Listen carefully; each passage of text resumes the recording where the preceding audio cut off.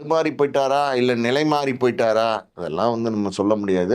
பெரிய ஒரு ஸ்டார் ஆனதுக்கப்புறம் எல்லாருக்குமே சூர்யாவ மட்டும் நம்ம டார்கெட் பண்ணி பேச வேணாம். எல்லாருக்குமே என்னன்னா ஒரு மமதை வந்துருது. அதாவது நம்ம நெனைக்கிறது தான் சினிமா. நம்ம நடிக்கிறது தான் நடிப்பு. அப்படிங்கிற மாரி வந்துருது. ஏன் யோகி பாபுவே என்ன சொல்றாரு தெரியுமா? "என்ன விட்டா காமெடி நடிகன் இல்ல" அப்படிங்கிறாரு. அந்த மாரி சினிமா ஆயிப்போச்சு. அதனால யாரையும் நம்ம குறிப்பிட்டு குறை சொல்றதுலலாம் இது ஒண்ணும் கிடையாது. சில நல்ல படங்களை வந்து சூர்யா சில காரணங்கள்னால என்ன காரணம்னு நமக்கு சரியா தெரியல. அவருக்கு தான் தெரியும். அவர் தான் அத வெளிப்படையா சொல்லணும். அதாவது வந்து ஹரிய மிஸ் பண்ணாரு. அதுக்கப்புறம் கௌதம் வாசுதேவன் மேனனை மிஸ் பண்ணாரு.